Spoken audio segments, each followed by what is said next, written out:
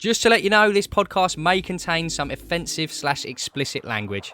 If you don't like that type of stuff, then you simply don't have to listen. But we've given you your warning. Hope you enjoy. Hello, Dan. Hello, Tommy. This time we have a guest with us. Welcome back, Tom. I'm back. It's been a while. Has been a while. Again, awful intro for myself. From you? No, from you. No, you called me out. Tommy, you drunk. Yeah, it's a good chance. He's going on holiday, isn't he? Yeah, he just wants to get this over and done with. He's already in holiday mode. How you been? Good, thank you. Very good. I'm a bit nervous. I just said off camera then. This is the first time I've been in front of the camera. Don't say where. Since about autumn 23, I think. Can't believe I won't say where. We can't say where. Yeah. Films are still come out. Where's the film time? Where's the film time? It's not my film. Yeah, the manager. So I'm a bit rusty.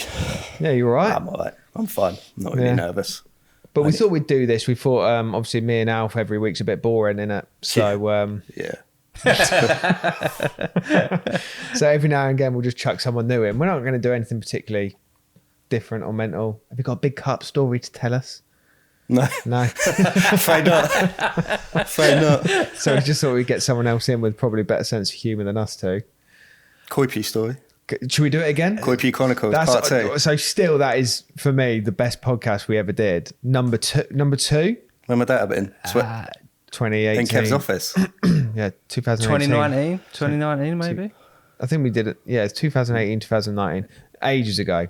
2019, you're right. First one, second one. Second one. We did one with Alan, we did one with you. And I never look back on any of our media, like watch back on old films or anything like that. Every now and again, I'll listen. It. Huh? Only your own videos. Yeah, on repeat. But that podcast, every now and again, I listen to because that story about Koipi is the... I haven't listened to it since, I don't think. It's so good. It's so funny. I was genuinely in stitches. Anyone who doesn't know what we're talking about, the original podcast, way back when, like we said, Tommy's episode, I can't remember the title of it, but I think it's because we had episode 1, Mystery Box, episode 2, Alan Blair, Palinka Gate, yeah, and then episode 3, Tommy, the Koipi story. 3. But if you haven't listened to it and you fancy a laugh, just go back and listen. Is it still there? It's still there. It's still there. So on if the they podcast. go on the podcast app, go on ours, scroll all the way back till right at the bottom, then third one with Tommy. It's it's so good. So good. But aside from that, obviously your role has changed. And we'll talk fishing as you do on a carp fishing podcast. But what I genuinely think will be of interest to the audience is the fact that you are now well involved in product development. Well involved. So what has changed in your life for the last 2 years, Tom? Quite a lot, actually. Give us a life update. Okay, so I was doing events, wasn't I? Until COVID, basically. They all got shut down, locked off for 2 years, no shows, no events. And during that time, I started getting involved with the product development side of things. I was always involved a little bit, actually, very opinionated, had lots of opinions on products and whatnot. So I always had put my 2 pence forward or whatever. But so yeah, I started helping. Reedy had just joined at the time, I believe, and we were trying to expand the product development department. And Reedy was like, maybe you could do this. Do you fancy this, or do you want to continue with events? I was like, yeah, I'll do product development. So started getting involved with that, and 3 years down the line. Is that 3 years I already? think so. Maybe longer. Because you've been at Nash for what, 15 now? Longer, if you include my Cavagnac spell. Really? Yeah. 18. Yeah. 18 years maybe. Wow. And about 15 in here in Essex, yeah, at the farm. And you've basically done all the jobs. I haven't done all the jobs. But I mean, you've done a lot of... It makes me sound crap. Like, I've just been past that. You can have him. You can have him. We ain't got the heart to fire him. Yeah. But You can't. I've been here too long. You can't fire me. Nah. I know too much. Yeah. I'll take you down with me. Especially you. I know too much. But no, you have had... you started in... media? You did media, didn't you? Wow, you can you call it that? Yeah, I mean, way back in the day when I started, you were doing like studio photography. You were managing the Facebooks and Instagram. Yeah. No, was it? We didn't even have Instagram. I was at that working in point. a warehouse when I come back from Cavendish, packing boxes or Yeah. rolling boilies down a bait factory. I just happened to know a little bit about photography, and Alan and Kev and Basie. They were the three. I know we've covered all this before, so I won't go on. But those were the three people that covered product development, marketing. I had a camera. I started shooting stuff on my lunch break and whatnot. Terrible studio photography. Not even didn't have a studio, just photography. Yeah. And then it got bigger and bigger, and I moved into the office, done a bit of magazine advertising work, Yeah, I think I still remember my first dealing day. with the magazines. Yeah, So I would have done 8 years ago now. Social media, hired a social media manager. And I remember you were. I was doing. I was actually doing. You were my doing the tutor, essentially. You're my handover. Do you know what I mean? Swear about that. Wait, what did you go into from there? Is that when you started events? Yeah. So the events, there wasn't really an events manager, was there? So the events was just, we all just chipped together at show season and made it happen. Yeah. But then it got more shows, Europe, everything. It got to the point where it was taking everyone's time up. So they let me do it, events manager full time as such. A stellar job. I still remember the days of the. Oh, it's hard. No, and credit to be fair, because everyone thinks like you run show season primarily in the winter, but having been part of it, just seeing how it happens, like it's not as simple as just like booking a stand space and turning up, is it? You've got to do all the floor plan, all the hotels, and considering like we're a reasonable size, we have a big stand. How many people would we have? Like 50, 60 people you've got to worry about for hotels? Some of them, yeah. Like if you're talking Swallow, all the big ones, yeah, the logistics and everything, and with all the shows being so close together, it was just 6 months on the road basically, which was lovely at the time. I was only I had a great time, but got to a point where I was like, is this really what I want to do for them? Can it progress any further? Not really. So would you prefer, I know you've been in a role for 3 years at product development now, but what would you say you prefer at the moment? Like, did you enjoy your time as show manager, events and show manager, or are you much more content now? I'm much more content now, yeah. But I think that's a lot to do with the stage I'm at in my life as well. I'm older now. At the time, the events was perfect for me. I was young, free and single and wild, and just like, it was a good time. I didn't care if I was away in Poland 1 week in France, just having a good time. And also, one of the other benefits was when the show season, 6 months of the year was really hectic. The other 6 months, a little bit more chilled. There was always shop days and blah, blah, blah. So a lot of my weekends were taken up still, and when I was away on the road a lot. But the one perk of that was that I had a bit of free time in the week that I could fish, basically. So my excuse for not going fishing for the last 12, 18 months is I've got to be in the office. I've got a real job now. It's not an excuse, terrible excuse. Before we get onto that, like, talk us through, because like you say, you're in a nice stable job as product development now. There's career progression for you. There's loads for you to learn. How's that been? One thing that a lot of people ask us, and when we're saying, what do you want to hear on the podcast? And it's part of the reason we got you on, apart from your, like, obviously charm and wit, is talk us through the product development process. How do we decide on what products we should develop and how that comes to fruition? Because that's basically, I guess, what you've been learning the most is the actual process. Yeah, so it's product development. You say I don't know what the correct term is, product development specialist as such. I think of it, or would say I'm more of a project manager maybe, because I'm not just sitting there playing with hooks or bivvies all day long. It's actually a long process in terms of a product coming from development stages, or just an idea or concept, to bringing it all the way and eventually into fruition on the shelves.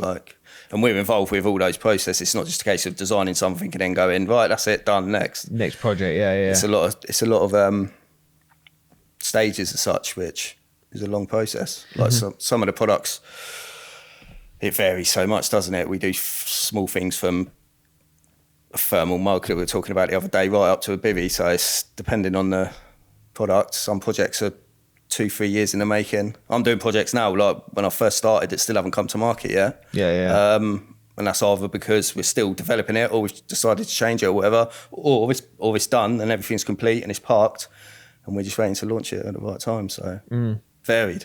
Very varied. Yeah. So without going into too much detail, because, and again, I was saying to you, Dan, beforehand, like Tommy would be a great one to have on, not outside of the koi poo type stories, but because I generally am interested in, although we all work closely together, especially at the farm, because we're also tight knitted here, but you've got the product development offices on the other side of the farm as such, haven't you? But if from an idea, so you get the idea, say like you've got product A, it's your idea come like, how does it then progress? Because I'm genuinely interested how it goes from an idea, and without going into too much detail so we don't take up too much time, like what is the next step? You've had this idea, you put it on paper, do you all sit down together as a team and say this is viable, and then how does it start getting designed? Like what suppliers? Like I generally wouldn't know that process. So first is where the idea comes from. That could be from anyone really. It could be from a lot of the time our AAMs, area account managers.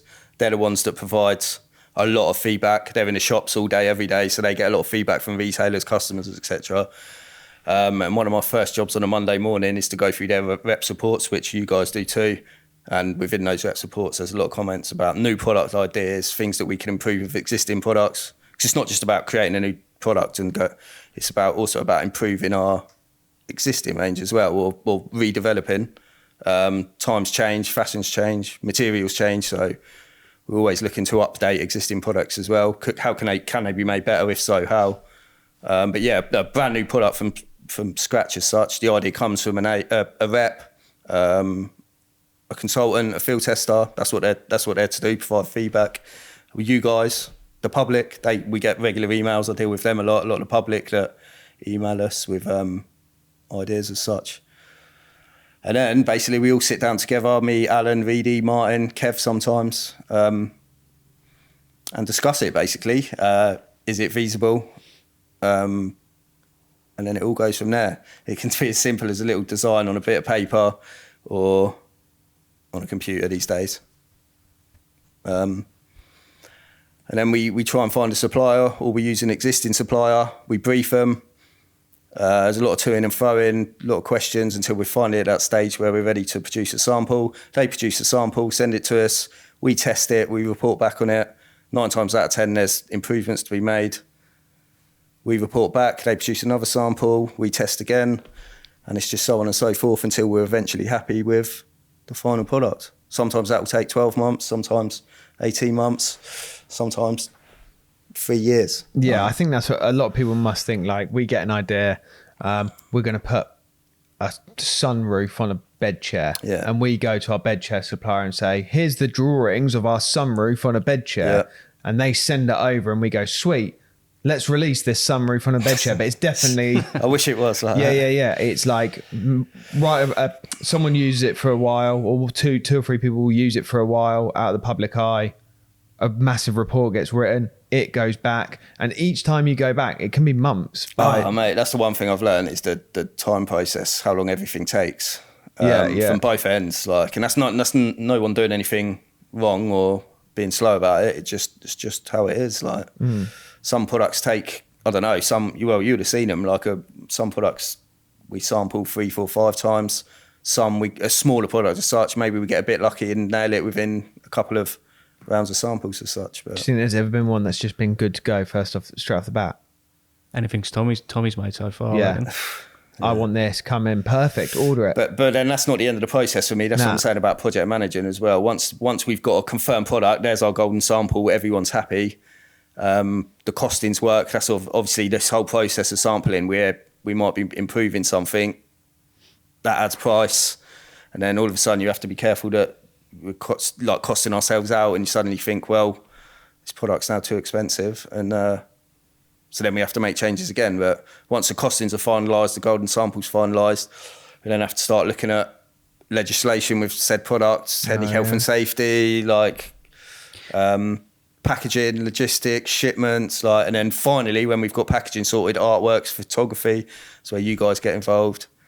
And then we sort of pass it on to you guys, really, marketing side of things. But it's a long process, Yeah. But it's very rewarding. Yeah, I was going to say, it's definitely stuff you can get. I think a lot of what you did was quite quick return, wasn't it? Like, you go in, you do your job that day, but this is like some real extended products where I guess like I can liken it to editing a long video. because it's such Yeah, a yeah. long old process to finally see it go out and finally see it being enjoyed. That's what I used to take most pride out of, is going, people enjoyed that and I gave people something, and then, you know. Yeah, it's nice actually seeing stuff out. And obviously, I'm like me personally, I've got maybe 20, 25 projects on the go at the moment. Yeah. Alan will have the same, Martin will have the same. So, yeah, and once one's done, and if we then decide when's a good time to launch it, we've got this product. When's a good, like, could be season dependent on, you don't want to launch a Floater rod. Exactly, a floater rod in December, like so it has to be.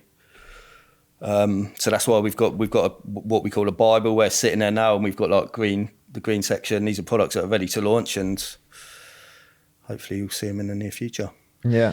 One thing that's interested me as well, or like, because variety of different products, I think are the ones that have been like really innovative, because you get things that are sort of like general run of the mill, you know, like they're really good products, consumables, but there's nothing that is going to like We have to have them. So you Have don't to- really, do you know what I mean? exactly like that, but they're I- not a groundbreaker, but they're essential to complement the range range as such. Yeah. And then you get ones like the Bushwhacker, and I know obviously that was previous to when you joined the product development role, but that was such a successful and innovative product. But what about these ones? Like, is there anything, I know you won't be able to say, but I've had to, since I've been here 8 years, I've had to sign one NDA. Yeah.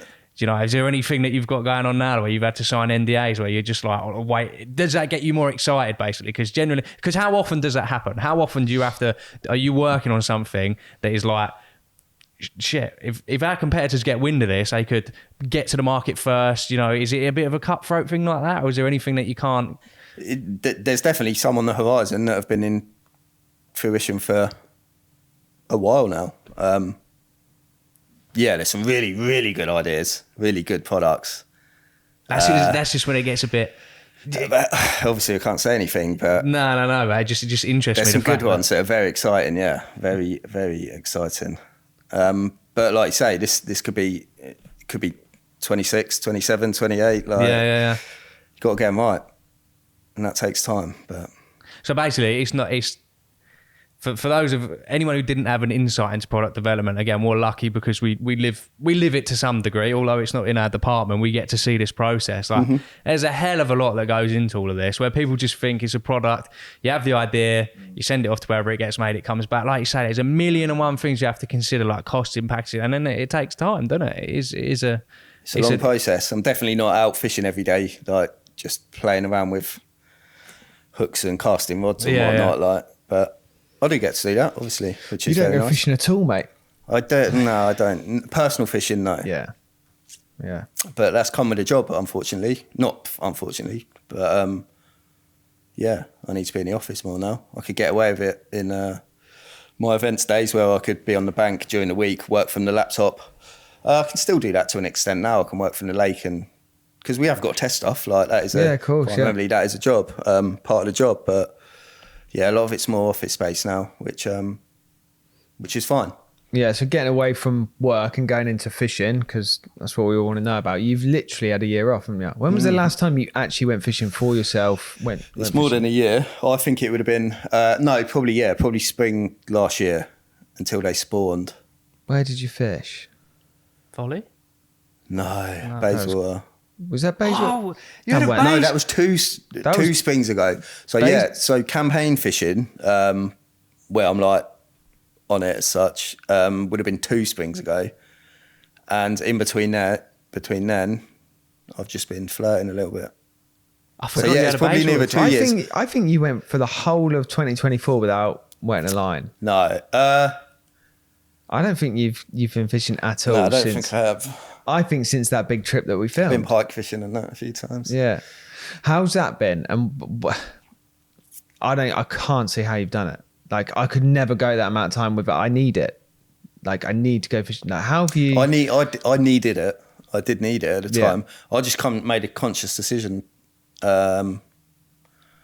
I don't know, really. Just got a bit fed up. I think I burnt myself out a little bit, to obviously be you honest. moved house. I think that was a big catalyst. That was a wasn't big it? change. Lived in Essex for 15 years. Moved back to Milton Keynes in See the boys. November winter 23. 23. Yeah. Yeah, November 23.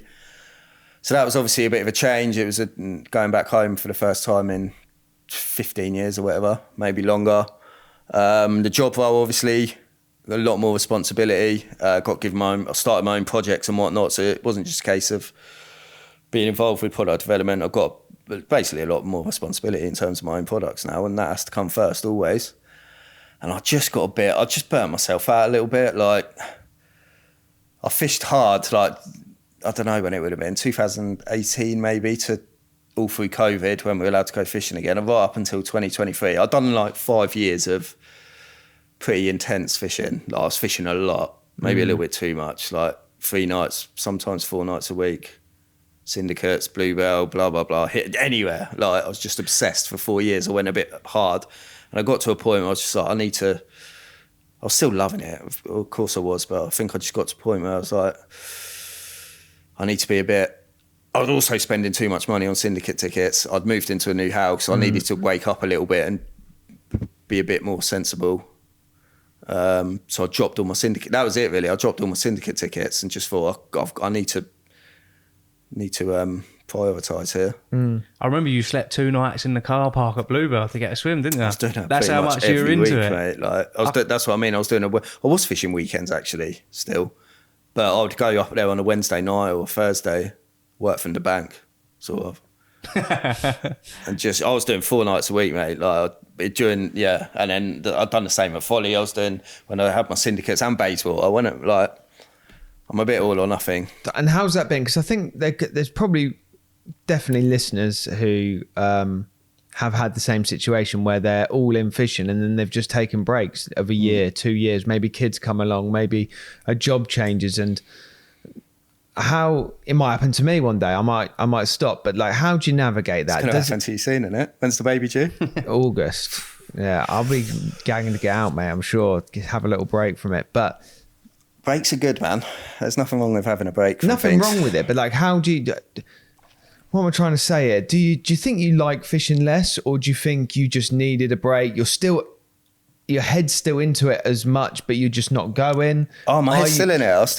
I'm still absolutely involved. Like, the difference between people in the public, and then the majority of which have jobs that are not associated with the fishing industry. I'm very fortunate. I know that I get to spend all day, every day, talking about fishing. Yeah. Or being involved with fishing, or testing products, or in some way or form for the last 20 years, every single day I've talked about fishing, as have you guys. So just because I'm not fishing for myself, personal fishing, campaign fishing, or whatever you want to call it, I still get my fix. Like, and people go fishing to relax, don't they? And they've got a stressful job, family life or whatnot, and their little break is going carp fishing for a weekend with their friends, and that's their escape. Like, it's not my escape. Like, I'm involved in it every single day. Yeah. So having a break from my own personal fishing has been your escape as cool, such. Man. Yeah, there's nothing wrong with it. Do you think, have you got like I'm going to go back at this time, or I'm going to try again? Because I thought you'd start again in the spring. I thought you'd start. So you have just bought a ticket, haven't you? I've got a ticket back in Milton Keynes now, yeah. Yeah. And I haven't been once. Why do you think that is? Do you think you will? But I've got to want to go. Like, yeah. I feel like just from chatting to you, you're getting closer though. Like, even before this podcast, you were talking about, you're like, I just need a bit of that, a bit of seclusion at a lake where no one can bother me, just to get the rods out. But if I was on it, my syndicate ticket was April the 1st. If I really wanted to go and I was on it, I would have been there every spare second from now until they spawned. Like, and haven't been once, so I'm still not. Do you think? But that's cool. There's nothing wrong with that. Do you think that the big gear sort is a tough one? Like, if I haven't been fishing for that long, what would sometimes, like, throughout the winter or whatever, if I haven't done the winter, what I need is that day of emptying everything out. Mine will be more than a day. All my stuff's discontinued now. I'll have to literally start from scratch, right? Like, but you know, that big sort, I think, puts a lot of people off from returning, because they're thinking to start again and I have to do a big tackle shop run and get everything out, respool all the reels, sort all the bait out. Mice have been through this and that. Like, I think that big sort out, because what makes it easiest to go fishing is when you're ready to go fishing, isn't it?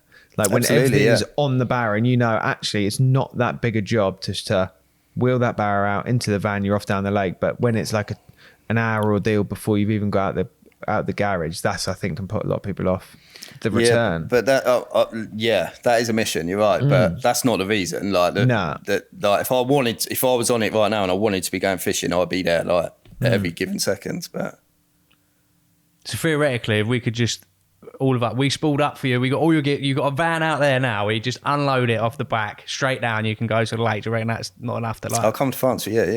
yeah. So this is what I mean. I was just saying off camera then. Sorry, that's what I'd like. That's what I think.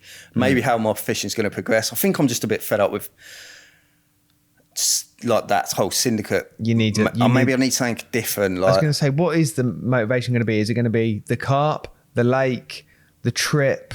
The people, the company. The people. I don't know. Good question. We'll see. Maybe I'm at that stage now where I'll just maybe do 3-4 trips a year of going abroad somewhere or whatnot. Maybe that could be me. I could turn into one of them anglers. Like, I thought you were going to go into the other way of like, because I know you had a ticket on Ferry Lagoon for a little bit.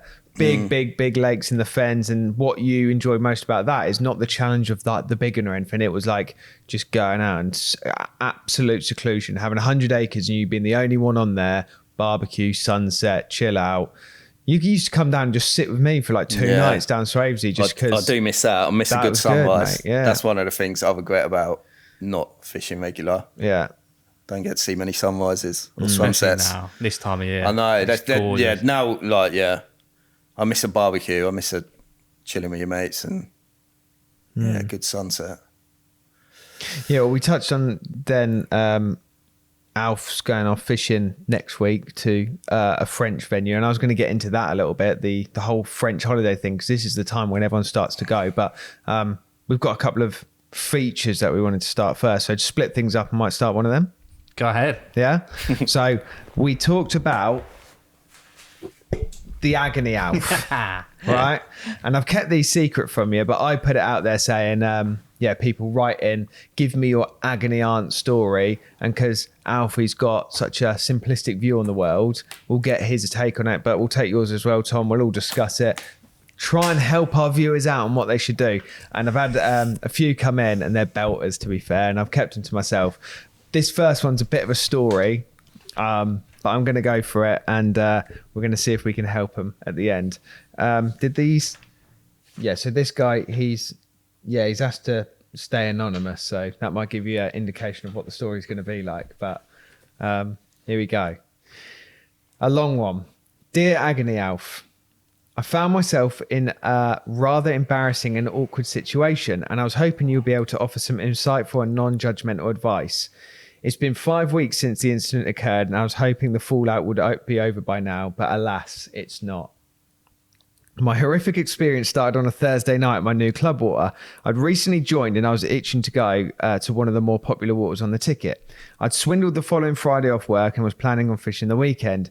With the car packed and all my gear sorted, I went straight from work on the Thursday evening, arriving to an empty car park. Bliss. No one was fishing apart from me. I took my time looking for the fish and found a nice looking swim tucked away. I got myself set up and looked forward to the coming few days of angling. I'd recently decided to go on a bit of a diet and have been eating healthier than normal. And on this trip, instead of my usual pot noodle or sausage sandwich, I brought along a chili chicken prawn stir fry to cook, and it was amazing. Easy to make and nowhere near as much fuss as I thought it was going to be. However, I'm not sure if it was the chili powder or the prawns, but something wasn't sitting right. The portaloo in the car park was quite a trek for my swim. I tried to hold on for as long as I could. I tried every trick to try and hold it off, but eventually, in the early hours of the morning, I had to reel in and make a dash for the toilet. I noticed the car park was still empty, and I'm glad it was, because the noises that were coming out of me, coupled with the echoing qualities of a portaloo, result in some very high decibels. I felt shocked. I haven't suffered from anything like this for ages, so for as long as I could remember. After quite a long time, I started to feel much better and made my way back to the bivvy, and I was looking forward to some much needed sleep. Only I still didn't feel quite right. On the walk back, I started to feel some serious discomfort, and without sounding vulgar, My ring piece felt like it was on fire. Pure, deep, angry heat.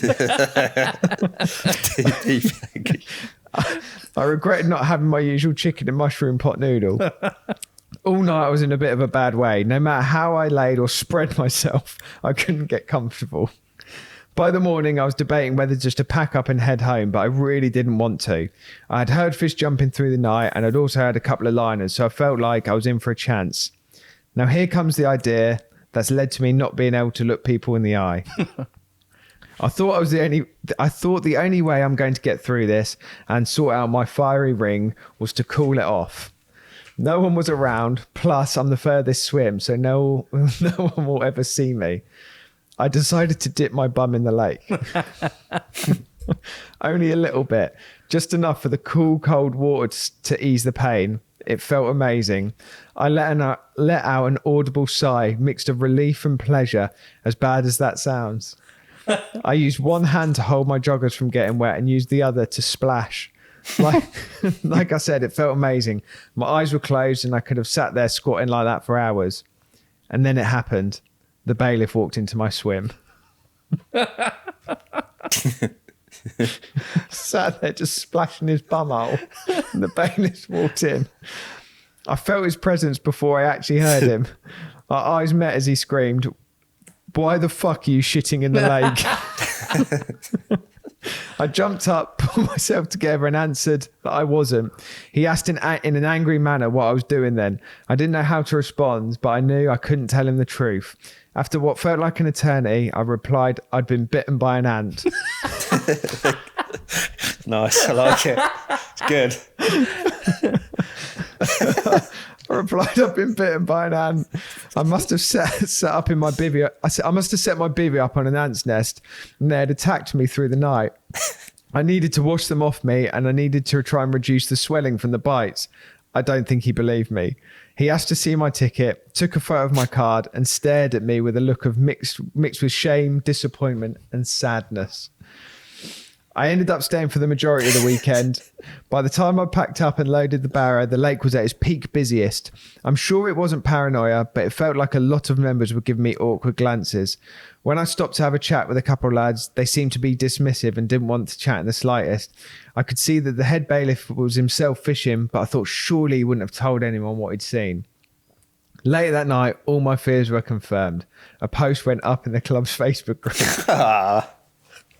Oh, no. Can all members please ensure they use the portalo provided? Any more member caught using the lake will be banned for life. There was a mixture of angry and laughing reaction emojis. Since then, I visited the water 3 times, and each time I met with almost hostile vibes with some of the members. Agony, Alf. How would you deal with this? Part of me never wants to go back to the lake again, but another part of me thinks that maybe it's a blessing in disguise. I'll be left alone and won't have to have the standard awkward fake conversations with most members. Any advice would be greatly appreciated.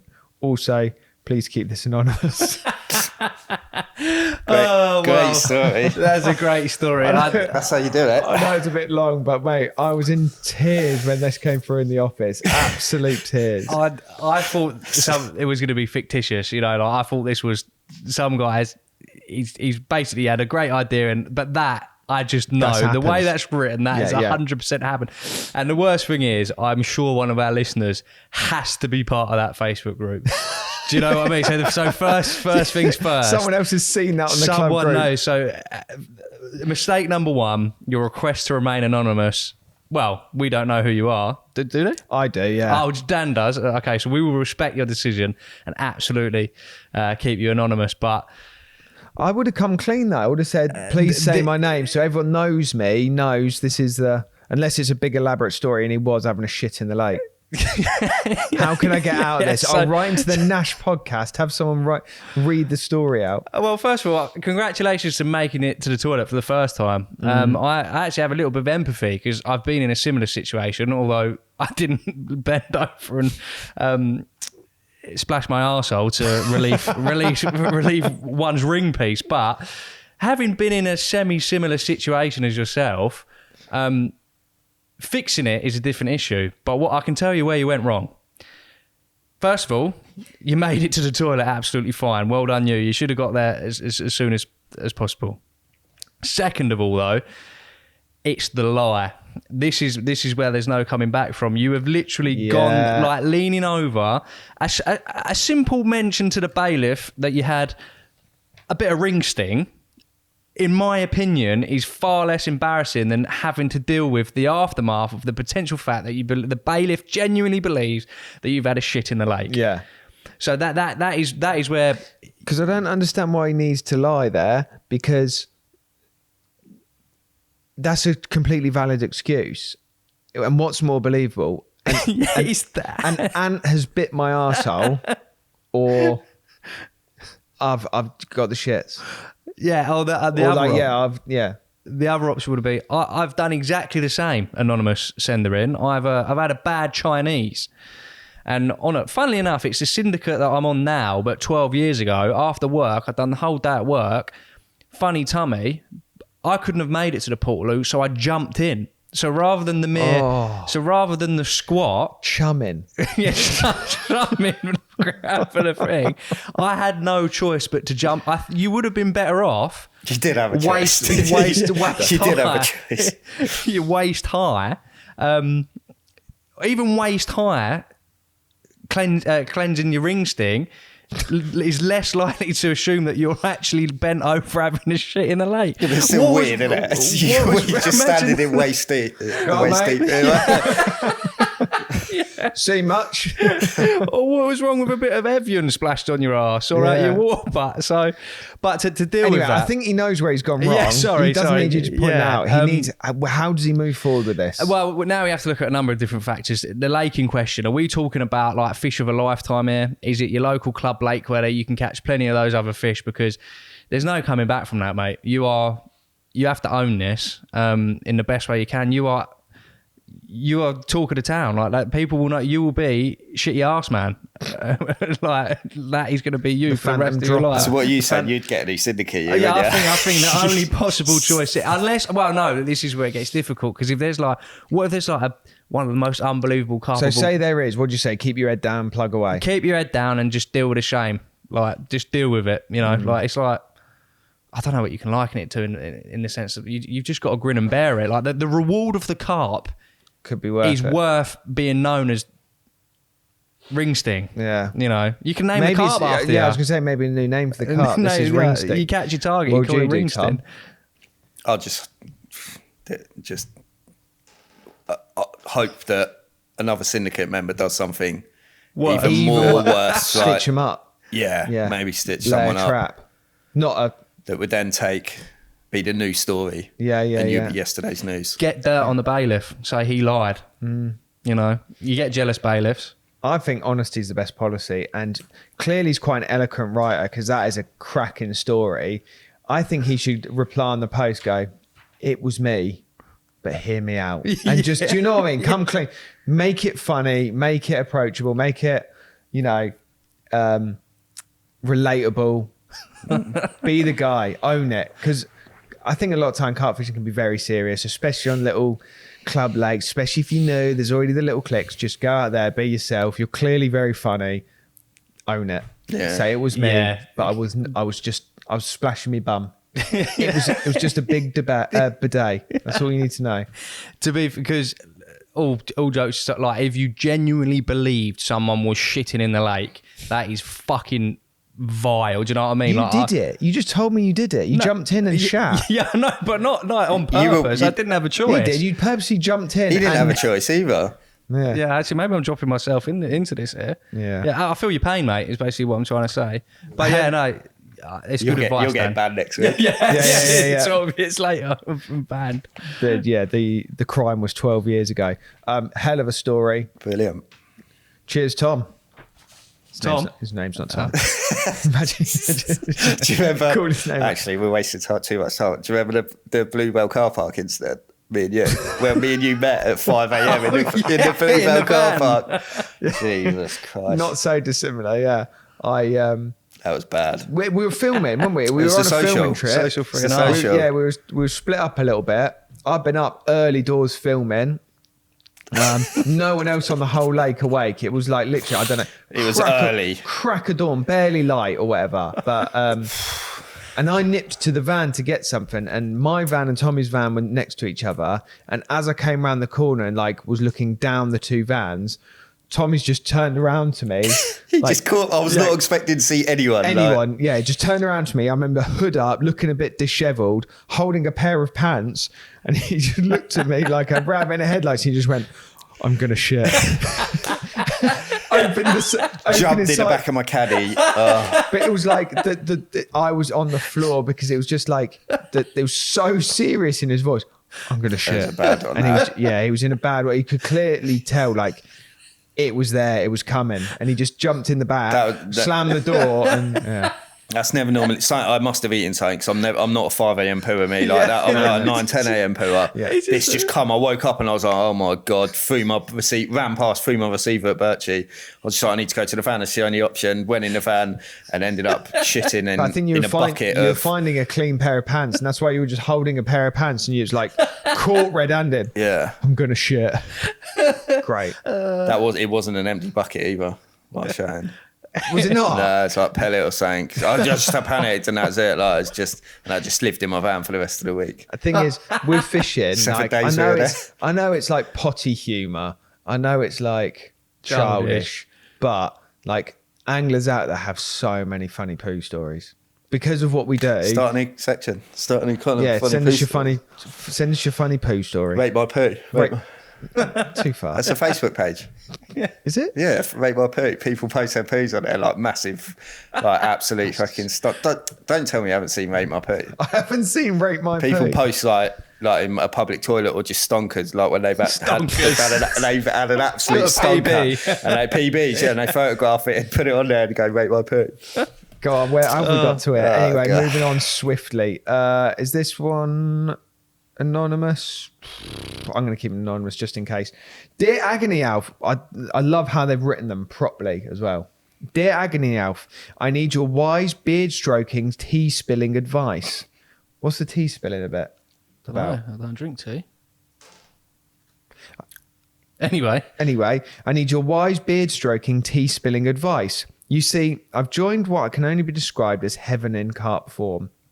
A stunning lake, a rare gem in my area, full of glorious lumps, and I'd happily cancel family events for.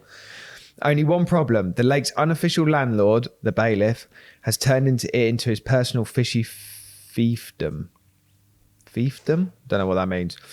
This bloke has set up camp in the best swim on the lake, practically touching the out of bounds area where all the fish like to hang out. It's like the exclusive VIP section of a nightclub.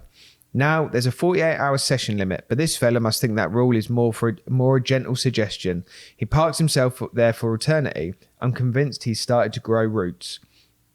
And when he finally moves, it's only because one of his cronies has rocked up to take his place, sometimes hours or even days before they arrive.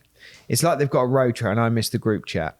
I've even tried the classic, mind if I jump in after you, mate, approach during a polite lap of the lake, only to be told his mate is on his way. I mean, where's he coming from? A pedalo in France?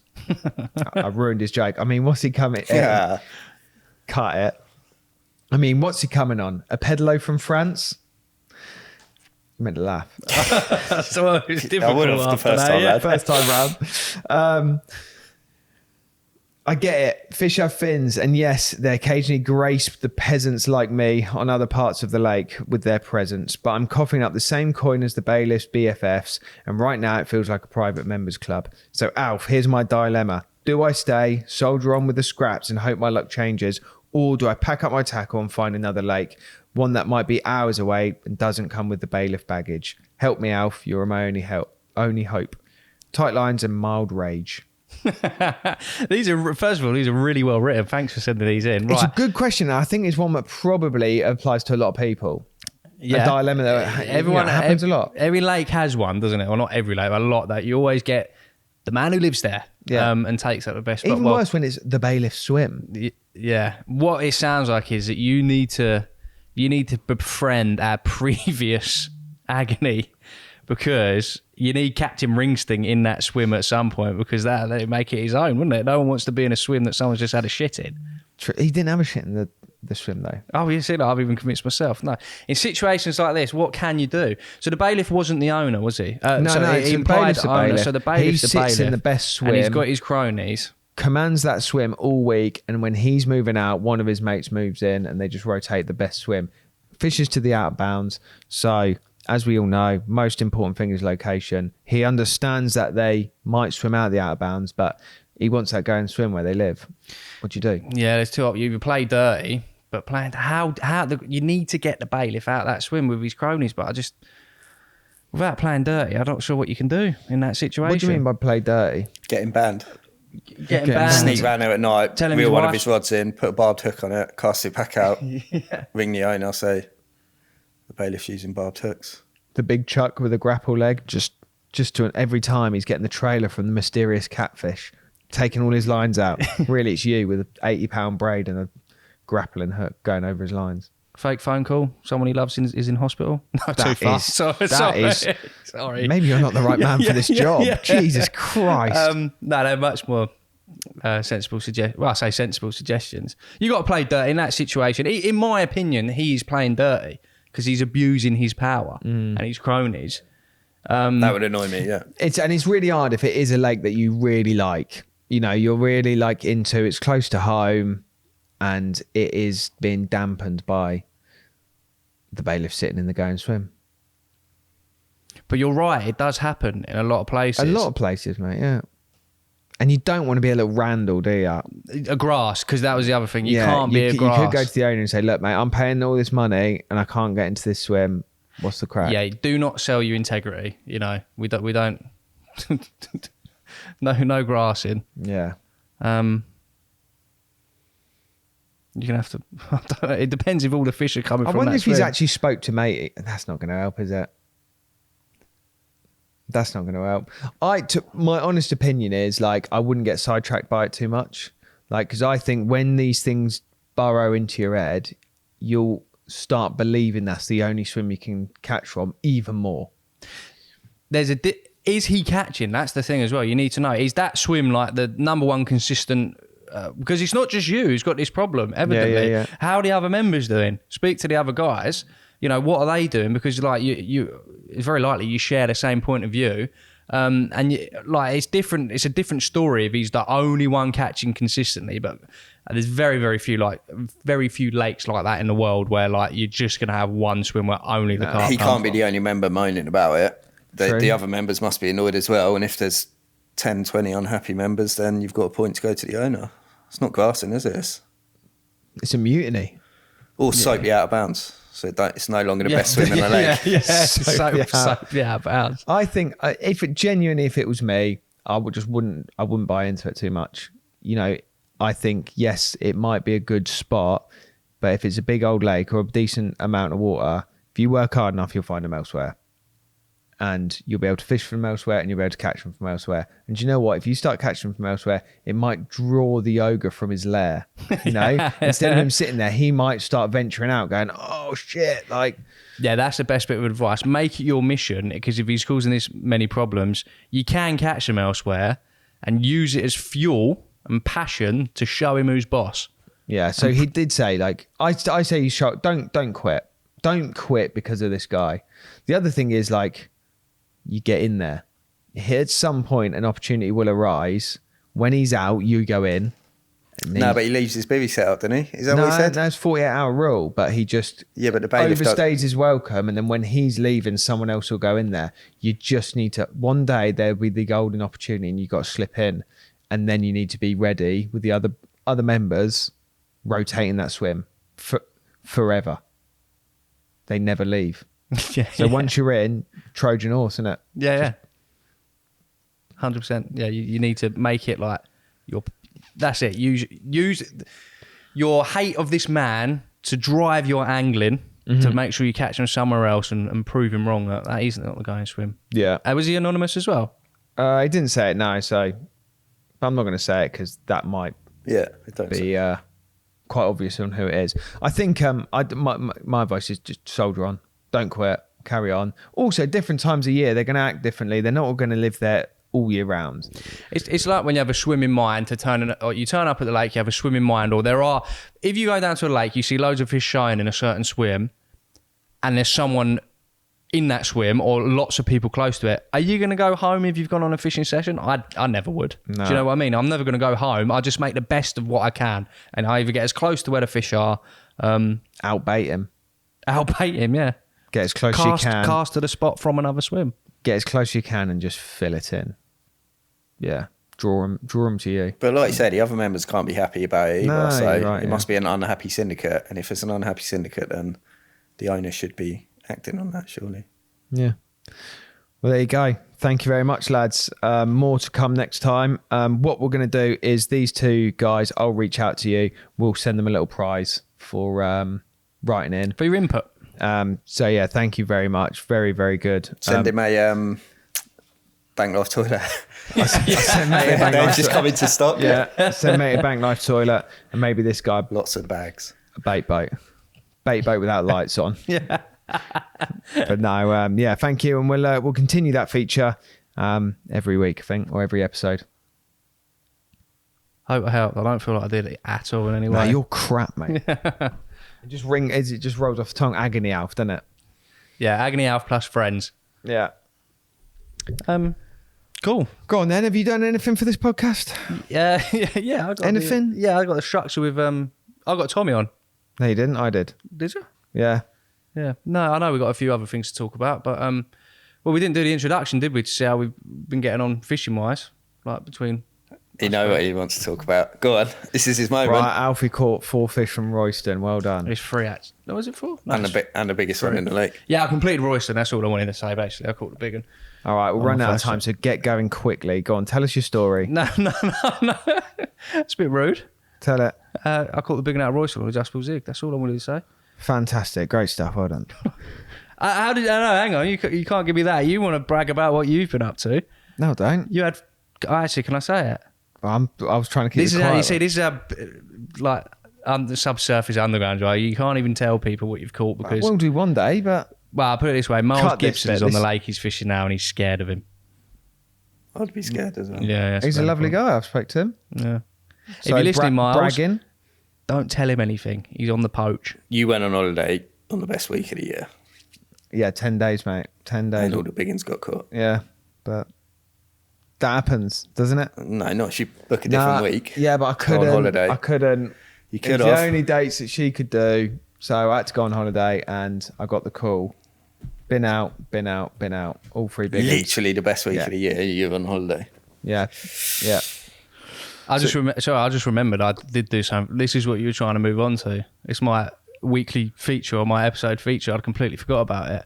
I was thinking, I've done it, it's sort of giving me the eyes. Sharp as a tack, Alfie. Sharp as a tack. I didn't It's really been a want to long talk day. about It's been a long day. what we've been up to. What That's we've been that up is. Are you not you're going to do quite Is that right. the voice of the story done? Are we done? Yeah, no, that is a voice of style. I knew. Quite right. That should come at the beginning, not halfway through. No, there was just a hint. I was thinking, I definitely had something in this track. Anyway, So on it, prepared. Last one, Nothing gets past one. we said that I'd look at basically clips of the week. I've got a story of the week of the podcast and also a clip, but we'll start with a clip before I tell the story. But this one, it's a bit weird. Basically, it's nothing humorous or anything like that. It's generally I found it interesting. And if anyone's seen any behaviour like Have this you mentioned before, what this is? This is your social media clip of the week. yeah, social media clip of the week. Sorry, just to clarify on that note. Last time I did obviously the poor lad who lost the carp at the net, and this one, it's just about a carp's behaviour. It's not a particularly viral video. It's a little bit niche, but I'll show you both. I'll just pass it around. It's on. Should we come closer? And obviously we'll overlay this video. So first of all, for those who are watching, obviously you'll see it. But have you ever seen a carp do this? So for people who are listening, this is a carp. You see a carp show, but this one is permanently showing like a dolphin for... Have you ever seen anything like that? Yeah, How long we going now? Well, that's 20 seconds of a carp. just non-stop. Just non-stop trying to poke its head out of the water, literally. It's like trying to swim out into. It's trying to fly. It's literally trying to fly. And this is from Callum's Fishing on TikTok, this one. So And shout out to Callum on this one. The caption is the dolphin. Catching his dog. But just genuinely curious, it caught my attention. Have you ever seen anything like that? And the first thing coming to my head is I have seen that. I'm sure it was with you, Tommy, down Rochford Res on the kids' angling day. It might not have been. Yeah, it might have been actually. Because there was one down Rochford, which is there was. You're right. a really pressured local park lake near us, where it was similar behaviour. But why? Why do you think it's doing that? It's just happy. Dunno. That's the happiest carp I've ever seen. I know, or I think it could be the opposite. I think it's just like Tethered. petrified. Like something is so wrong with it that he's just trying to. Because that's more than shaking off The parasites. thing isn't it? is, Like- it's called the dolphin, or he's said on that the dolphin. So whether that happens regularly and he sees that regularly, or is it just a one-off? He's filmed it and this fish is going mad. But I said, yeah, I have seen something like that before. There was a fish in Swavesey called the salmon common. The reason it was called the salmon common because it'd do that. That's how it showed. It would wriggle out to the rest of its tail and just keep going. Stay out. Just keep going. It was great in the morning for spotting shows or trying to locate, because there's not many fish in the lake, for trying to locate where they were. Typically, if you see one, there might be a few there. But sometimes if you're watching a big expanse of water, you might just miss that one. But I might be on the phone to mate Loz and go, salmon started showing. Yeah. Yeah, he's gone under. It was honestly, you couldn't miss it because it just shuffled along the top. But it was always the same carp, apparently. This is why it got his name. Oh, there's the salmon. Do you see the salmon this morning? Because when it showed, it would go out and it would go down. You'd think sometimes, there's a bird, because it'd be going along the surface and then it'd just disappear and go, that was a salmon. Yeah, I'd love to know that there could be maybe any fish scientists or fish behaviour experts out there as to why they do that, because you don't see that often. Do you know what I mean? That's just done 3/4 of the lake out of the water. Yeah, It's just happy, man. But like I say, it's just like off his face. Just on happy. off Does that his one get face on caught out plume. of? Obviously, we don't know if that one gets caught, Yeah. but does that one get caught out of Swavesey? Yeah. And then just carries on. Yeah, So it's he's happy. it's just the way it shows. Like I say, it's weird that it's the same carp every time. When the going's good and you're seeing them quite regularly in the mornings, you'd always see that one shuffle out and carry on shuffling out, and then there might be others around it just doing normal shows, and then that one carry on. But it was always that carp, that same carp. It was a £25 common. There's a common in Bramblemere actually that just lives on the surface. Oh, really? Even in the coldest weather. I only fished it in the winter, December, January, February. I'd see it regularly, just swimming around. He gets Really? caught on that. Yeah. He just swims around on the surface in the worst of worst conditions. You'd think there's something there wrong with its is it a Swim swim bladder. bladder where it its its depth? But Yeah. if it gets caught off the deck, then it No, must he's go not down. always there. He's not always up on the surface. Look, that's what we thought initially. But he'll just decide one day he's just like, I'm just going to It's like Wim Hof. chill on the Just surface likes the today. cold. And it is Baltic and he's just happy. He just Yeah. swims around. But it's all day, and then you won't see him for a few days. And then he comes back and just decides to have another day of just chilling on the surface. Yeah, man. It was just weird carp behaviour that I hadn't seen in my. Maybe there's a hatch and he's getting so gassed he's trying to nip him out of the air. Yeah. Maybe he's the first carp who, he's taking him out of the air rather than off the like a trout. Or he's in a bad way and he's trying to shake a Or he's real bad parasite or something Yeah. off, and he's like, We're Screaming. laughing in his diet. Yeah, his mouth's open and he's going, ah! it's just begging for help. Yeah. Begging for help. Me! Nah, mate, we'll just laugh. We'll film at you and laugh you. Nah, he's happy. I think he's just a happy Yeah, let's carp. hope so. Let's hope. But that I was saw just him smiling, yeah. a clip of the podcast. Just interesting, but that's not all that I've got as well. Because story of the podcast. Will, who those of you who don't know Will or haven't heard of him, he's our social media manager, so he's responsible for posting on all of our channels. He's just been to France with his dad every year. Him and his old man love going abroad just for a holiday, a good old French fishing trip. And what's today? So they went so he got back Saturday. So he went last Saturday, and they go out a day early, so they're not rushing in the morning. So over on the Eurotunnel, smooth as anything, get to Calais. But what they like doing is doing their big shop the other side. Oh, I know where this is So going. they get to Calais, and rather than do it in a supermarket local 4 hours down south, wherever they're heading, they stop at the big hypermarket in Calais. So a lot of you listening to this will know exactly where I mean. You come off the Eurotunnel, you've got the big McDonald's shopping centre, you've got that massive, and there's a massive supermarket there. So they've gone in, got all their food for a week. They're not in a rush because it's not the Saturday. Come out and loaded the van, had a coffee, got back in the van. Now, both of them had just sat down, so his old man's driving, Will's got in the passenger side seat, closed both doors, but as soon as they've closed both doors, they heard another door close. So at this moment, I was like, that sounded like someone's opened the back door, thinking they're being robbed. Anyway, so Will's got out, gone round the back, opened the back door. Inside is a fellow trying to either steal the gear, the gear, or smuggle his way into the van, thinking obviously that he's going back to England. I don't know how he screwed himself in as well because it's piled full of fishing tackle and he's just in it. Just in the van. Will's van as well? No, van? So it wasn't a personal partner, so it's like a full transit style van. But it's full to the rafters of gear. So Will's I say Will's chase him off. He's looked at him and Will's old man is 6'5" and built like a brick shit house. So like honestly, he's like you could hit him with a 4x4 and he wouldn't even know. Yeah. So as soon as he's seen him, he is just bolted. So like no problems, but they had to get out of there because there was a few dodgy looking characters hanging about. So they got straight back in the van and were like, right, let's get down the road on the way down to where they're going. So they went on for another 20, 30 minutes. Will wanted to pull over again to make in his peace of mind because his camera gear was at the back. He was thinking if they stole his camera, anything high valuable. Got back, opened the back doors. Everything's still there. Can't see anything. And as he said that, his old man's opened the side door, and all Will was seeing is his old man dragging a leg out the side of the van because another fellow had got in the side of the van, thinking they were going back to England. But all they've done is drive him 20, 30 minutes further away from Calais, dropped him off in a field, and then just bolted and then left him again. It took him weeks to get out to Calais as well, didn't it? So unlucky, mate. He's now... So that's a general lookout for anyone who is over the tunnel in a minute. Like, lock your vans, lads, because they'll get you.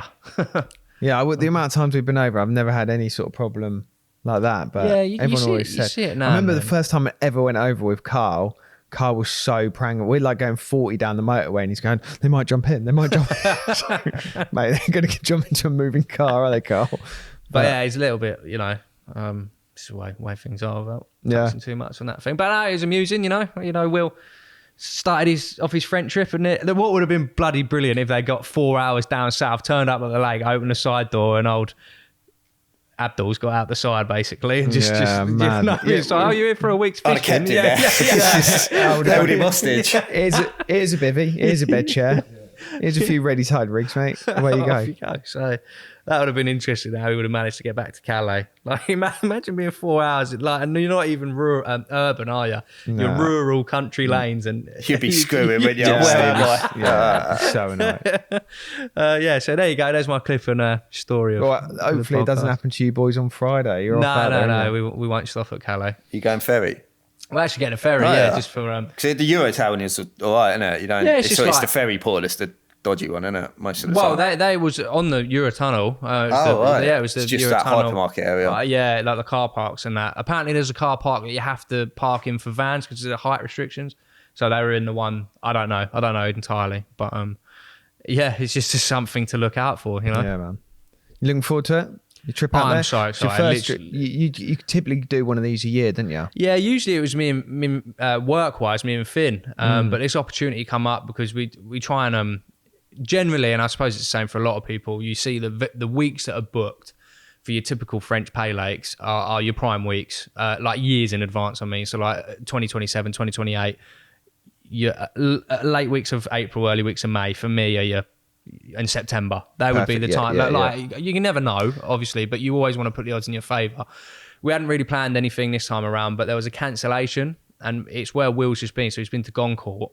There was cancellation on Pascal's Lake, which I'm sure a lot of listeners will have heard of, on the Goncourt complex. Cutting it a little bit risky with spawning. It's like we go, what's the date today? The 13th go today? On the 16th. 14th, and we go on the 16th. And last year, it was the middle of June they spawned. So if it was this time last year, we'd have another month. And we did have a particularly cold May, I seem to remember last year. It wasn't great, was it? So, April and May were terrible, weren't they? They haven't had a go at all on this lake. Some of them have. Obviously, the same situation back here. But we'll just pray, keep our fingers crossed that it's all right, because it's me and Briggsy. Yeah, and I nice. love Steve Briggs. He's just Legend, mate. a Absolute legend. yeah. I cannot speak highly of him enough. I feel like privileged to call him a friend, so to fish with him for a week, I'm So buzzing. Talk to us a little bit about your French pay lake fishing, because that sort of fishing, that holiday fishing, is big in a lot of our listeners' calendars. A lot of people do that. They will book their holiday with their mates to go out to a lake in France. Sometimes they'll return to the same one. Sometimes they'll always try something different. And I know you have done quite a few different lakes over the years of this nature. Tom, you done anything like this? Pay lakes? Yeah. Yeah, I've done a few, yeah. Oh, well, you worked on Cavagnac for God knows how many No, years. I've done a haven't few over the years. Yeah. No, I was just saying off camera before, that would be exactly what I need right now, I feel. Not been fishing for ages. I wish I was going, to be honest. That's exactly what I need right now. Just go France for a week, lake to yourself, and just fish and chill. And Quite a strange sort of fishing, because typically, like, if it's a group of you do a swim draw, you book your swim, and you're in that swim for a week. I think I always think it's a very hard way to fish, especially on a lake that you might have not been to before. How do you typically like approach that? Well, fortunate enough this time around, we got a lake exclusive between Will's coming as well. So there's 3 of us on 7 acres. So there's not one bit of that lake we can't reach between us, you know. But when I went to Abbey Lakes a couple of years ago with Finn, it was bad because there was 2 swims doing all the fish on heron, I think it was, because they killed all the weed, and the only weed that was left, and it was, I sound like making excuses, but it did like 80 bites and the other swims combined. So that's when you took your chances and you've missed out. And that's when it's horrible. So again, it comes back to putting everything you can in your favour. I've been to Gigantica before. When I worked at a tackle shop, I went to the road lake. I come last out the draw. It really did me no favours, you know what I mean? Because there were swims that are not going to do you as many fish and places like that. But you just have to, almost similar to the agony question, you just got to make the best of whatever situation you're in, because you paid your money, you're going for the week, and you want to enjoy it. But in this instance, it doesn't really matter because you've got the whole lake. yeah, that's a big difference when you've got the whole lake. It Like really 7 is. acres with 3 of you can go stalking, you can do Yeah, mid swims, you can and put you'll rods everywhere. Like. know each other, and we've done twat eels, prune, and sometimes you are rolling the dice because a lot of these places you book your swims before you go. That's just the rules, which goes against everything we'd ever preach about location. But 7 days is also a long time. Yeah, and I think that's it. Like, some people maybe I've never really done this sort of fishing where you've got, I think we went on the social to Poland, which was a bit like it, but I was filming more than fishing. But some people, I guess they get into their swim and they think, right, I've got to set my stall out. At some point, these fish are going to turn up in my swim. I'll put a load of bait in first thing. What's your take on a swim where you may have just drawn it, you may not have seen fish in it, but you've got to make the most of it? How would you go in with the body of water in front of you? Never ever rush. I think that is and I've been so guilty of getting it wrong from the beginning because I was rushing. And when I say getting it wrong, that generally means fishing out of my comfortable distance, and then the wind changes, you can't fish back to that same spot. That'll do attitude, you know, because you haven't spent that extra 3-4 hours investigating the swim. And then if you're 3-4 days in and nothing's happened, you're almost starting again. So my biggest bit of advice, and I've learned, and I'm still have to say it to myself when you're out there now, you've got 7 days ahead of you. So on this trip, when we're going, as far as I know, it's very, very weedy. There's a lot of boat work, and it's going to be a case of you're allowed 4 rods, finding 4 spots. Proper boats. You're allowed Proper rowing boats. So what, can you drop your rowing rigs? boats, dropping your rigs, rowing boats. Tommy's Tommy's screwing, he's not had an invite. I was meant to, Your name came up, but you dropped out of filming, mate. Sorry. But in that instance, Briggsy will catch more than me anyway. Yeah, Briggs a 100%. catch ball. Like he's the master, isn't he? But in those instances, spot fishing is even more exaggerated. So I would happily spend, say you start fishing from the Saturday, we have the filming bits to do. I'd spend right into the evening, 8-9 o'clock, finding spots. You know, 4 rods, and not one of those spots will be that will do attitude. I will investigate, and that means in this instance the use of an underwater camera. when you're using your rowing boat. I don't know what I'm going to be met with. I know historically the lake's really weedy, but then I've heard that it's been treated. So I might get there and have visibility from the boat and I can sight fish the spots with an aquascope. I'll just be able to see it. But if I go and I can't see the bottom, then it's echo work, But basically, long story short, without waffling, I will make sure I'm 100% confident in what I've been given in front of me. I can't go into Briggs's water. I can't go into Will's water. So I will find out of X amount of acreage that I've got in my head, what are the best spots, what determines the best spots. I'll be looking for tiny little holes in the weed that signal feeding spots, avoiding the big, huge clear areas that I think a lot of other anglers will have naturally have found. And I'll just be trying to either visually look where I think carp are most likely to have been feeding or find it using an echo, using a leading rod, etc.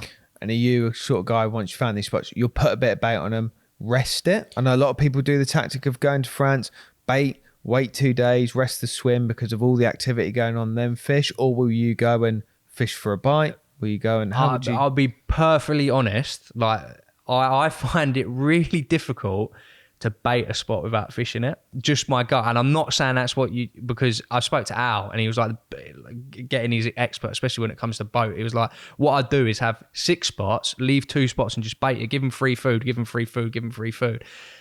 I'm going to do it. I'm going to try and find that 5th and 6th spot. But I know inside me what goes on in my head, and that's just being completely transparent. Is like, what if they're feeding on that spot now and I could get a bite? Yeah. But I absolutely believe that can give you an advantage. Just having another spot where you give them free food that becomes 0 chance of danger. Yeah. For 2-3 days. And I'm not talking piling it in. And we have the luxury of, again, you could either visually see or with an underwater camera, you can see whether the bait's been eaten. You could go to that spot and see if it's been eaten. Yeah. And you've just got everything you do is a piece of information to try and inform you of your best decision. So yeah, and then it comes back to baiting. People go to France, they go crazy. They think you need 100 kilos of bait. It's the age-old cliche. You can't take it out once you put it in. Fish for a bite at a time. These are heavily, heavily pressured carp. They are not. They see rigs 3/4 of the year every single day. You're not these like they're conditioned carp. They don't behave like your massive reservoir carp that live in tens of thousands of acres where they come across a bed of boilies and all of them is just a great source of food. They are tricky, they can be tricky. So it's and don't lose your head. And I've got better at that. Yeah. Well, you'll be the judge. Yeah. Maybe. Find out on Sunday in the WhatsApp group. Yeah. It's Briggsy on Sunday morning. Do you think there's a lot of that with people going out and this being their trip? They've got to go and like do something different and fish outside the box and try something new because they are in France and they've got to use big baits or lots of bait or massive hooks or do you think that is actually true and they do need to do something different to stick out from what angler before them's done and the angler before them's done? Like, doing something different to your fishing back home, in my opinion, absolutely not. They're still a carp. A carp is a carp. Sometimes you up your hook size, just generally because they're bigger fish, bigger mouths, but outside of that, absolutely not. And I think the number one thing that people make the mistake of is they go to France, they use 10 times as much bait, and that can have a detrimental effect. They're eating now, like in theory, gearing up for spawning, you could time it in a really good week where they need the fuel, they're moving a lot, but sometimes, especially in early spring, too much bait can really kill your session. Yeah. You just have to make sure that they're eating it and you're putting the odds in your favour of hooking one.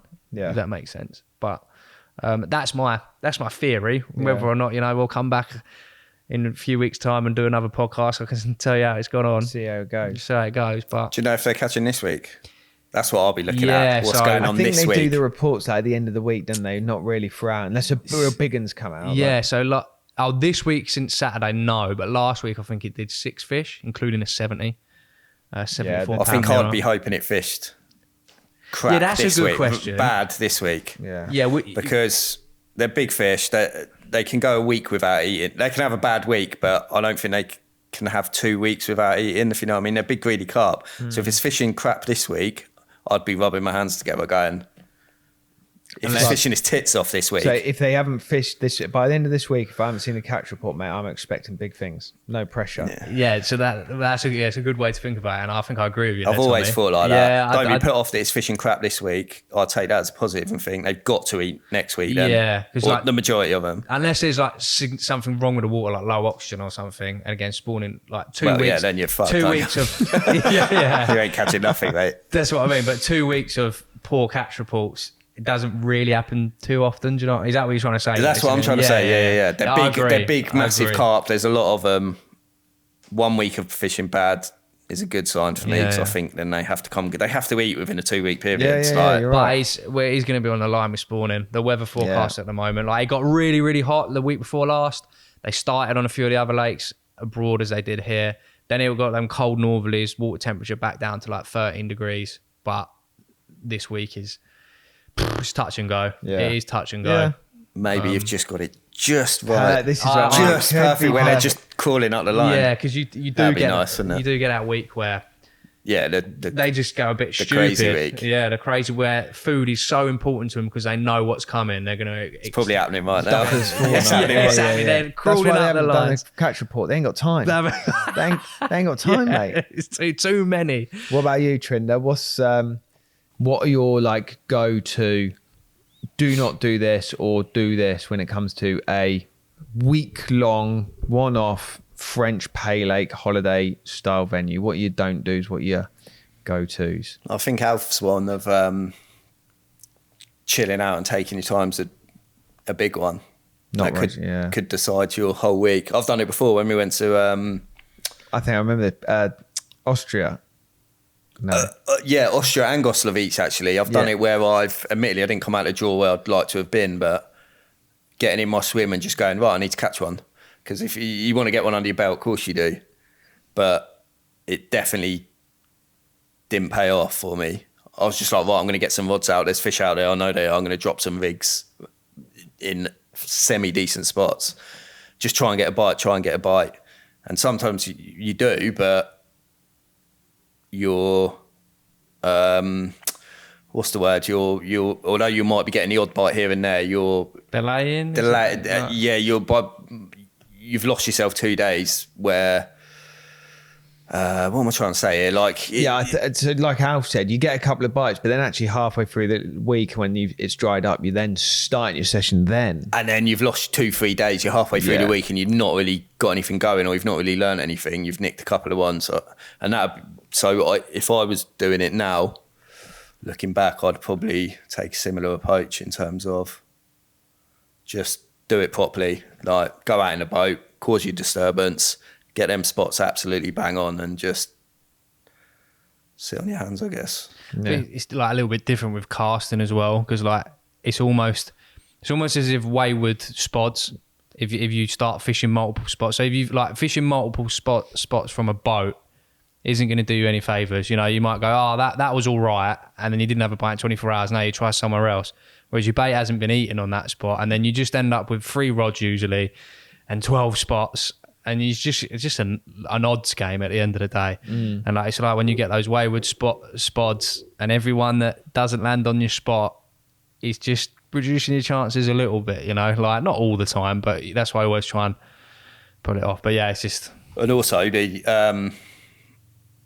You try and say, be different, do something different, but which is great at times, but don't always do something different for the sake of it, if you know what I mean. Sometimes, especially with venues like that, where these fish are almost in their little routine as such, where there might be a big blatant spot that the big one gets caught from, or this has done loads of bites, this spot, and you go, oh, I'm not going to fish that, it's too blatant, or da-da-da. Yes, but that might be their dinner table, you know.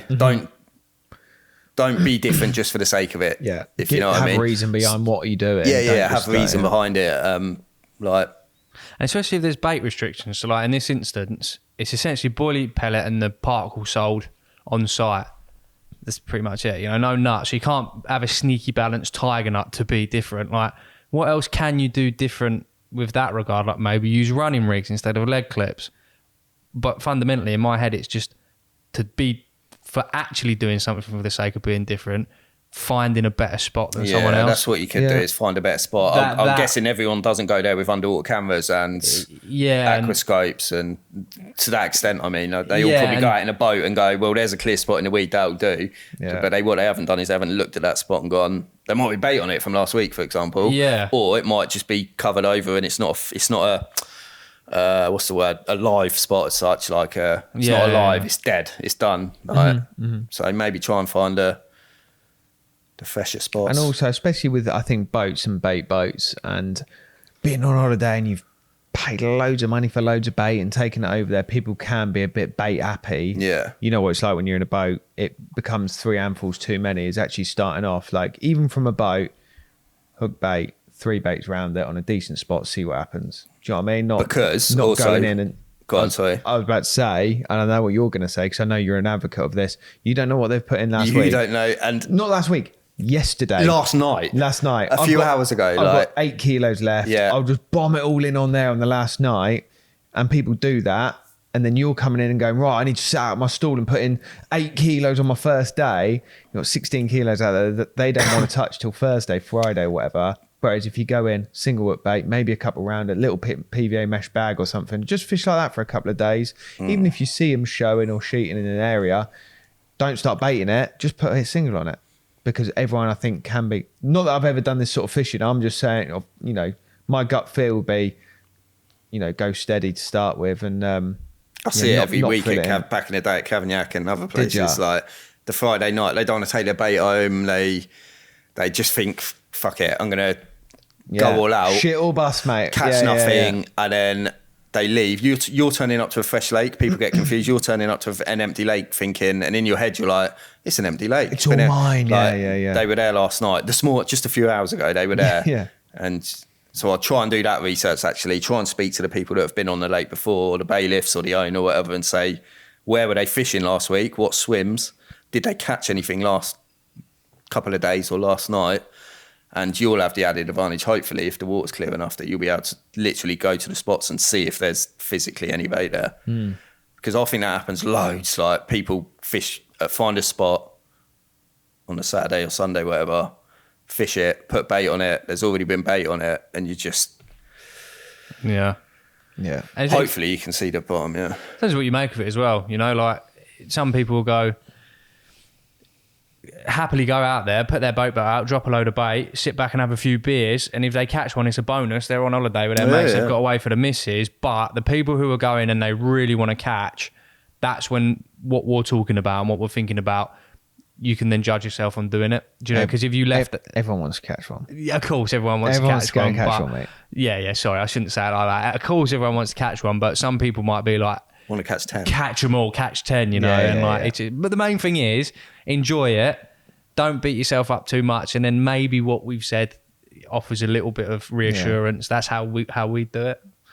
Well, good luck. Keep us updated. Next time we have our podcast, you'll be able to tell us exactly how you got on and how many 70s you caught. Oh, mate, that'd be a dream. Absolute dream. I'm excited. Very excited.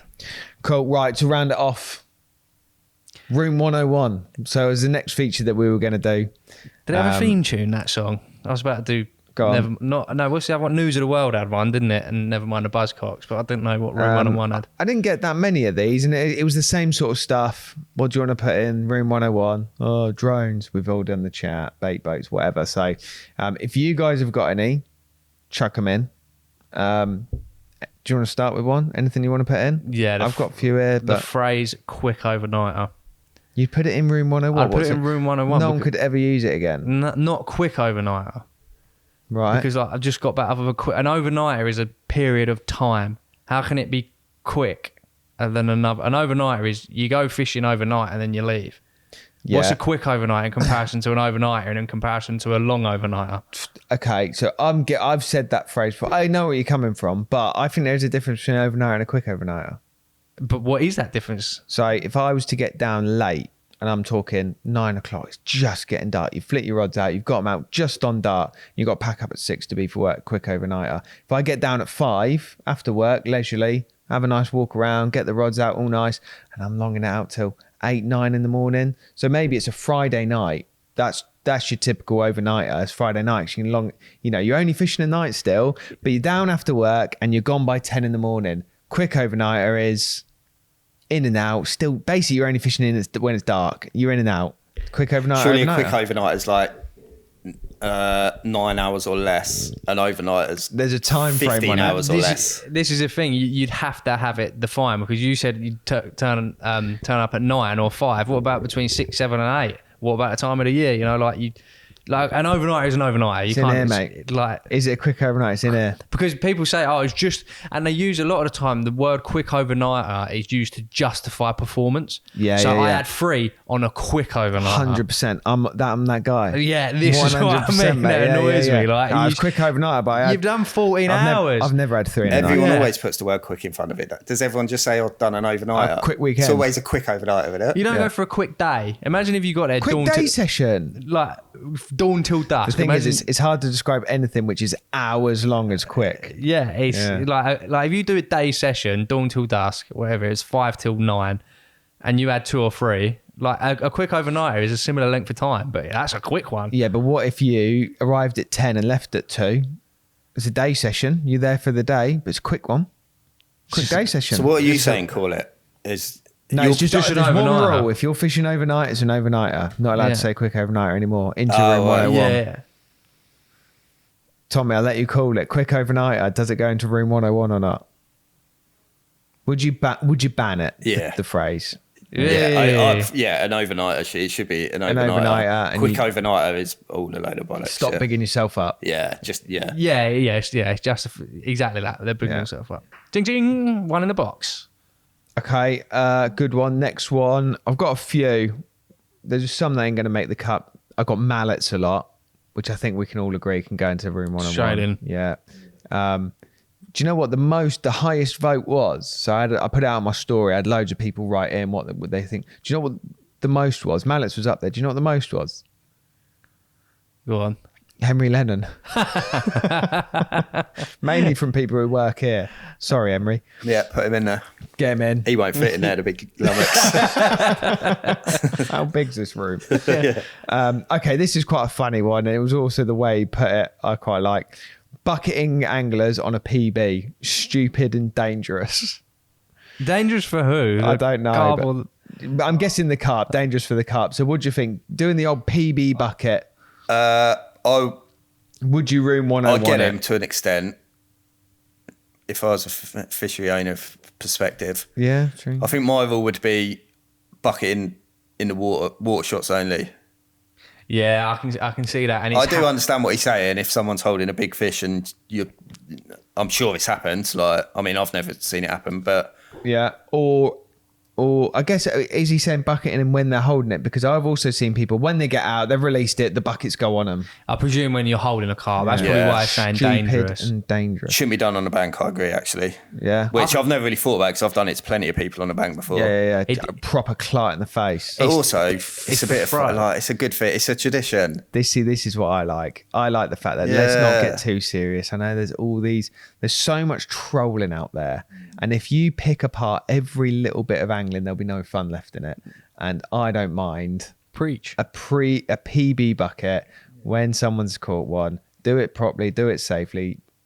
I'm all in, mate. Like, like if you belly flop, like you could bucket the carp in almost like a belly. Do you know what I mean? Like face onto the carp, but over the angler's head. Yeah. Do it sensibly is what I'm trying to say. Yeah, and like you say, maybe it's only in the water. Maybe it's when there's people around. Maybe when you're low to the mat or whatever, or when the carp's actually on the mat. But I think chucking a bucket of water over someone for a celebration, I think is a good thing. Yeah. It Stays out. It's tradition, isn't it? It's been Yeah, bad for you. Like, there's a lot more negative things in carp fishing. There's a lot more more about. Like, It stays out of room 101. Keep bucketing people when they caught one.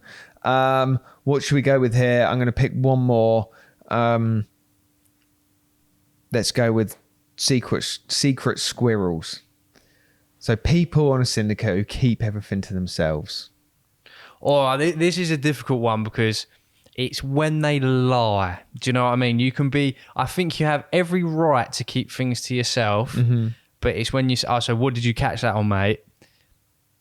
Just for an example here, I caught it on a boilie when it was on like 2 casters or something. Do you know what I mean? You like, if you said to me like, oh, I don't really want to tell you, but you cannot lie about it. You could say, sorry, mate, it was on a natural or something like that. I don't know. Maybe I'm. You got to have your edges, and You've got to have your edges. Yeah, 100%. And also, like on that point, if you're going to lie about catching it, but like, what'd you catch it on? Then yeah, I've used a terrible example. Awful. There. Yeah, get out. Terrible Go example. home. I'm just trying to think. It's just when like. I know a lot of people, like someone threw away a comment to me earlier this year saying, oh, there's a lot of secret squirrels on there that I don't like it. They don't like, maybe it's the clickiness of it or they're keeping it to yourself. I think you have to times. I think you really have to. Yeah, because there's like secret squirrel in terms of what you're using as bait, but then like pre-baiting, like where you're fishing, like it's a whole compass of carp. And also like what you've caught. If someone's like catching a lot, why would you say to everyone, I'm off home now, I've just had 6, I'm coming back in 3 days' time, and just knowing someone's going to be in there? And also, if you're putting in a lot more effort than next person, quite right, you have the right to, shouldn't have to give all your information away for someone who's not putting that same amount of effort in as you are, for him to then... And I think there's so many people who will...